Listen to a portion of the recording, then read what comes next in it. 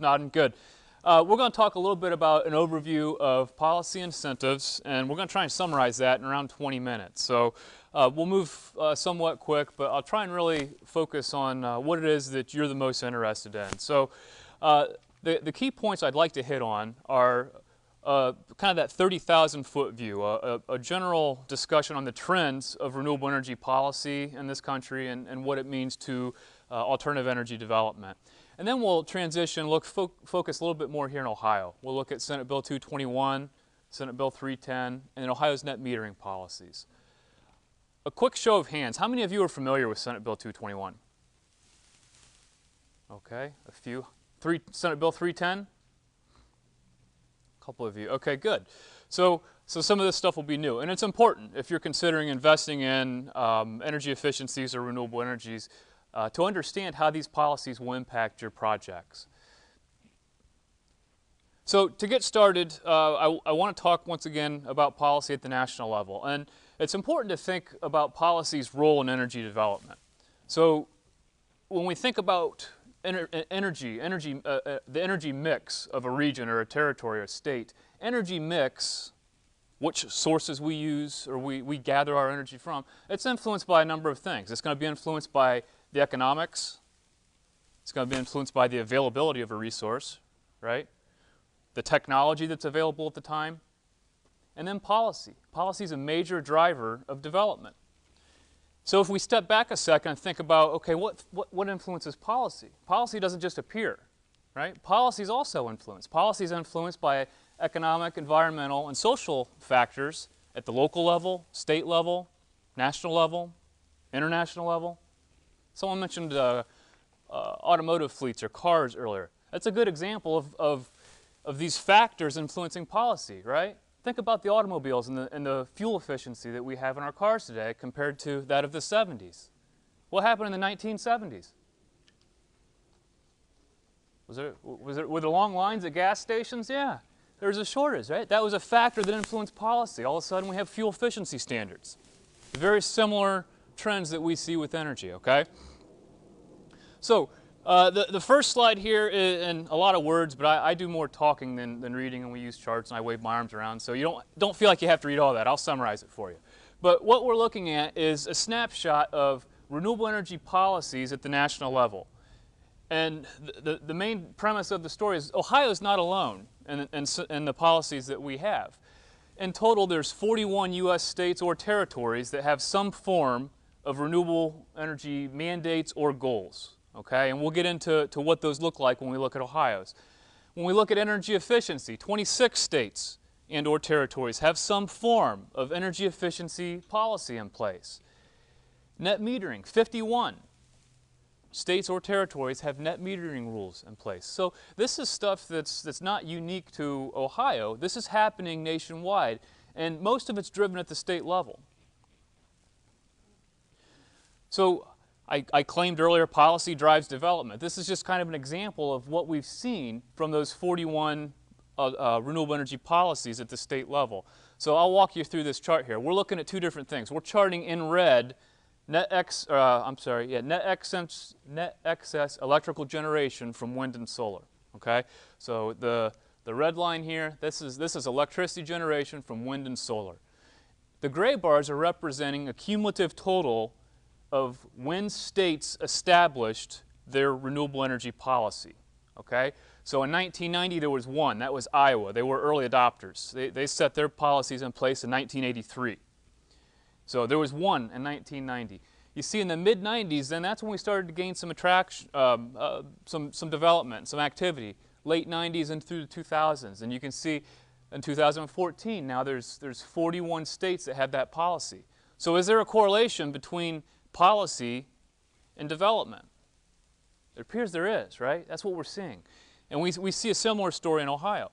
Now, to put it in perspective, this net electrical generation from wind and solar, it's a drop in the bucket compared to the total electrical generation. But the point is there's a trend. Policy is important to development, and we need to understand it. So let's look at Ohio Senate Bill 221. In 2008, Ohio passed and signed into law Senate Bill 221, which established the state's first alternative energy portfolio standards. It's a mouthful.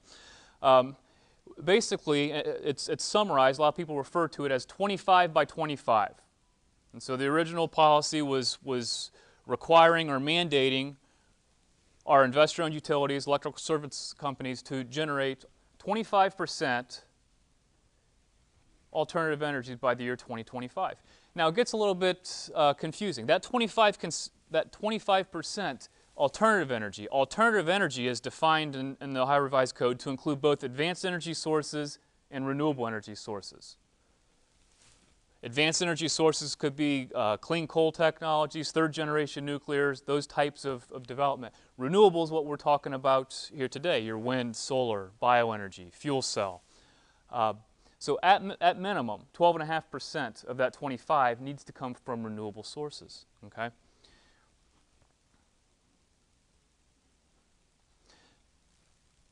There we go. So moving forward, looking at Senate Bill 221, it established an annual benchmark to meet those goals, okay? So every year there's a benchmark for renewable energy that needs to be met in order to come out to that 12.5% renewable energy by the year 2025. The other half, once again, could come from advanced sources. So when you look at the renewable part, originally, half of the, and this is how policy, there's all these different layers of the onion you need to keep peeling back and seeing what it means, right? So half of that renewable energy component originally had to come from sources that were physically located within the state of Ohio. The other half could come from neighboring states that certified their facilities through the Ohio Public Utilities Commission. So that's one piece. The other thing is there was what we refer to as a solar carve-out. So not only is there a requirement for renewable energy, there was a specific carve-out mandating that, hey, we need to come up with 0.5% from solar energy by the year 2025. So that's driving a lot of the development on the PV solar side. So to kind of step back once, we talked earlier and showed the chart about the connection between policy and development at the national level. When we look at what's happening here in Ohio, and once again, this is a drop in the bucket when we consider all of the electrical consumers in the state of Ohio. But in 2009, there were 14 certified renewable energy facilities in the state of Ohio. 2008, we passed the law, things got moving. Fast forward to today, as of January this year, there was 1,919 certified renewable energy facilities in the state of Ohio. So the trend is moving upward. Once again, policy in 2008, all of a sudden we start to see the development. So what's the connection? What's the connection between this policy and you investing in a renewable energy system or an energy efficiency project in your home or business? There is a connection, and this is a big piece that we don't. When you look at I do a lot of workshops on financial assessments of renewable energy facilities, specifically in agriculture. And those are typically hour and a half long talks when we get into the financial details. Of the different moving pieces in these projects, renewable energy credits are one of the most difficult ones to wrap your arms around because we're not familiar with them. Senate Bill 221 was mandating renewable energy generation. So what do we need to do? We need to have a means of tracking it, right? We can't just say you need to do it. We need to be able to track it to make sure that we know who's in or out of compliance. And so within this bill, we established a system of renewable energy credits, or essentially a trading market that was created to track who's in or out of compliance of this policy. And it's based on production. So to summarize it, if you have a certified renewable energy facility in the state of Ohio that's certified through the PUCO, for every megawatt hour that your system generates, you're going to generate this thing called a renewable energy credit. And that credit has value. Because once again, we were mandating investor-owned utilities and electric service companies to diversify to include 12.5% renewable energy by the year 2025. They can do that in a number of ways. 2 ways, well, we'll say 3, just to kind of simplify it a little bit. So one way would be to actually own a system. So as the owner of a system, that's a long-term approach. They would own the electricity generated. They, as the system owner, would own the renewable energy credits. Another option is to actually purchase the renewable energy credits from other systems. And so that's the value, that's the connection between you investing in your home or business and this policy. Is that renewable energy credit that you would generate and that you would own if you owned a system on your home, that renewable energy credit has value to these utilities. What we've seen is the evolution. We have a number of aggregators and brokers now that serve as middle partners that will acquire renewable energy credits from a number of smaller systems. They can package those and then work with the utilities. Okay? So renewable energy credits, that's an important piece. When we think about Senate Bill 221, there's also standards established for energy efficiency and peak demand reduction. So essentially what they've done is they established a benchmark, and then once they had the benchmark and the baseline, they set annual standards for efficiency reduction targets and then also peak demand targets as well. So policy's fluid. That's one thing that we need to remember. Policy changes, it's very fluid. Senate Bill 310 came along in 2014 and essentially threw a monkey wrench into the entire presentation that I just gave you. So in 2014, Senate Bill 310 placed a 2-year freeze on these portfolio standards. So we showed the chart earlier that had the annual benchmarks that the requirements were. They froze those levels at 2014 while a study committee assesses the impact of this policy to Ohio consumers and trying to determine is it good, does it need tweaked. And so the short story is that there was a 2-year freeze.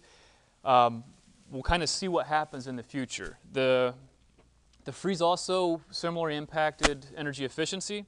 So we had the energy efficiency benchmarks. They were also frozen at the 2014 levels, or 4.2%. And then what will happen is assuming that there's no legislative changes, Senate Bill 221 will pick back up in 2017 and then be extended out a couple years. Now with that said, there was a recent draft version of Senate Bill 320 that was introduced last month. And that bill is looking at possibly extending the freeze for an additional 3 years. And there'll be some other changes in that. That story's yet to be written. As mentioned, it's just recently introduced and it's a draft version. So the point is, if you're considering and making these investments, you need to be up to date with these policies because these policies will impact the value of your renewable energy credits in many ways, and net metering as well. Let's look at net metering for a second. So with net metering, how many are familiar with net metering? Okay, a lot more of you are familiar with net metering than you were Senate Bill 221. That's good. Net metering, essentially, we're talking about a billing arrangement between you as the owner of a generator and your utility provider, okay? Net metering was originally enacted in Ohio in 1999 as part of the electric restructuring in Senate Bill 3. And originally, the PUCO was requiring that our utilities would compensate system owners that were generating their own electricity at the full retail rate of that energy. It was later determined by the Supreme Court that no, that's illegal, we can't do that, and so they're requiring that they compensate system owners at the unbundled generation rate. That's a big deal, because we need to understand what is the value of that unit of energy, okay? And just take this away. This is the financial side of me talking as we assess these projects. The most valuable energy from a system that you own is the energy you use. Okay? As soon as we start sending energy back and talking about net excess generation, the value of that unit of energy is critically important. And how you're going to be compensated from that can vary depending on which utility you're working with. So talk with your utility providers. They're your partners in these projects, okay? I know we're running a little bit short on time, and I want to hit on a couple incentives. So real quickly, this is a slide that's just confirming policy is fluid and it's constantly changing. We're seeing more and more distributed energy systems, home energy systems, and as a result, we're seeing more and more discussion around policies that impacts these projects. This is a summary of the policy actions nationwide from the third quarter of 2015. And as you can see, there's a lot of discussion nationally around net metering policies. The one that really sticks out to me is the second bullet point, fixed charges. 61 utilities in 30 states looking at possibly increasing fixed charges by an average that was requested of 62%. What would that do to you as a system owner? A fixed charge. Most of us on residential, around $9, $10, you have that fixed monthly charge, right? Whether you have a system or not, you're going to have that fixed monthly charge. So this is a way that is going, this would minimize the financial return on that investment that you made. So it's something to think about as we look at how quickly can we recover that capital investment. Are we primarily motivated by financial return, or are we primarily motivated by environmental considerations or others? There's different change motivators, so I'm not suggesting that you need to only focus on the economic return, but if that is something that concerns you, it's important to look at because policy can change and it will influence your paybacks. Financial incentives, there's a couple I want to really kind of hit on. The first is the Residential Energy Efficiency Tax Credit. This is a tax credit program that will allow for a maximum of a $500 tax credit for energy efficiency investments in the building envelope between the years of 2011 and expiring at the end of this year. So if you haven't taken advantage of that yet, I encourage you to visit that website, and these will be distributed so you don't have to write down the link there. Also, residential renewable energy tax credit. This is one that's a little bit confusing because it currently includes a number of different renewable energy technologies. You can see them listed there above, wind, geothermal, fuel cells. However, at the end of this year, all of the other renewable energy technologies, that tax credit expires for those projects. However, for solar, it's extended. So we have a 30% tax credit for solar projects and residential applications extended through the year 2019. And at that point, it starts a slow stair step where I believe it expires in 2021. So we have a little bit of time. That's a good thing. That means you could take a deep breath and really consider your options. You don't have to make a knee-jerk reaction to try and get a project in before a tax credit expires. I mentioned earlier renewable energy credits and how they have value to you as a system owner. This chart just kind of shows how the value of those can change, and I'll summarize it. I mean, what we have is we saw out of the gates, 2009, we had renewable energy credits, or this is specifically looking at solar renewable energy credits, or SRECs. They were trading north of $400 a credit. Now, renewable energy credits they're difficult to understand because there's no set value for them. They're influenced partially by supply and demand. So we talked earlier, there were 14 certified renewable energy facilities in the state of Ohio in 2009. There's not very many SRECs available, right? Because it's based on generation, it's based on production. Well, now there's more than 1,900, so there's more SRECs available. And at the same time, in addition to supply and demand, these projects are influenced by policy. So we had Senate Bill 310 come in and set a freeze on our portfolio standards. So there's some uncertainty in terms of the mandates and what the future may hold. So the value of our credits in today's markets is, last I've heard, still in like the $15 to $25 per credit range. So it's important to think about how these different policy actions could influence the value of renewable energy credits. On the opposite side of that, there's a lot of discussion around the Clean Power Plan. The Clean Power Plan set in place, what do you think that could do to the value of renewable energy credits? I can't say for a fact, but there are some indications that could increase the value of those, because one of the things that the Clean Power Plan was talking about was utilizing renewable energy as part of that plan. So, but the connection between federal regulations and the state policy would need to be ironed out. But once again, it's something that you're going to want to follow. The Ecolink program is a program I see utilized a lot with residential projects in Ohio. Essentially, it's a program through the Ohio Treasury Office that basically is a rate reduction program. So it can offer up to a 3% rate reduction for up to 7 years on a bank loan. So essentially, you work with your bank, you establish a loan, and then from there, your bank fills out some paperwork, submit it. There's no fees associated with it, and then the Treasury Office would compensate them for the rate reduction on the project. The nice thing with this is, at minimum, 50% of it needs to be used for energy efficiency or renewable energy portions of the project, but the other part could be used for other renovations in your home. So it's a nice program for residential applications.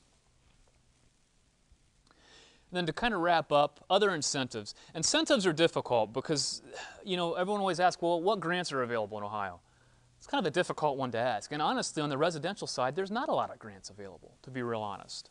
But I encourage you to contact your utility providers. I just kind of did a quick search and found, there's 15 different utilities that popped up on a search that had various incentive programs. So contact your utility providers. A lot of them have really, really good incentive programs, rebate programs for energy efficiency, and then also you're going to want to contact them if you're considering renewable energy as well. You need to you need to work with them so they can help you understand, once again, what the value of that unit of energy will be if you have a net metering agreement. Look at your banks. I'm seeing more and more banks that are coming up with creative programs and getting into the investment game of renewable energy systems. I've seen some that are structured as lease agreements with your bank, where it's kind of off your books. There's no money down. You lease it. They own it. But as the system owner, then they get tax credits and renewable energy credits, and there's options to buy. Those I'm not as familiar with, but I have seen a number of banks that are starting to promote those types of programs. So that may be something else that could be an option for you. I'd check with your financial institutions and see what type of options they have. And then the last note that I'd like to make is property taxes. This is an important piece to investigate. I listed there, I see in the city of Cincinnati and Cleveland, they have programs to exempt residential systems from property taxes. Now on the commercial side, which is once again where I do most of my work with small businesses and specifically in agriculture, they can file paperwork to have those projects exempt from property taxes. But in most cases, it appears that on the residential side, it's going to increase your property taxes. The takeaway I would encourage you to take away from that bullet point: contact your county auditor and discuss it with them. Hey, I'm considering this investment. How is it going to be assessed? And have that discussion ahead of time so that you're not surprised after the fact. If you're interested in learning more about incentives, I encourage you to utilize this site. It's from some of you, it might be hard to see. It's desireusa.org. That's DSIRE USA.org. It's the most comprehensive list of policy overviews and incentives. You can filter it by state. You can filter it by energy efficiency or renewable energy. You can filter it by residential, commercial, agriculture. A number of different, you can filter it by technology. There's a number of different ways you can kind of manipulate this website to really get down to what incentives could apply to your project. It's operated by North Carolina State University with funding from the Department of Energy. So it's an excellent resource if you're interested in learning more about the incentives. And with that, I'll be around all day. My email or cell phone are highlighted in red because if you want to contact me, that's the easiest way to do it. I'm very seldom in my office. So with that,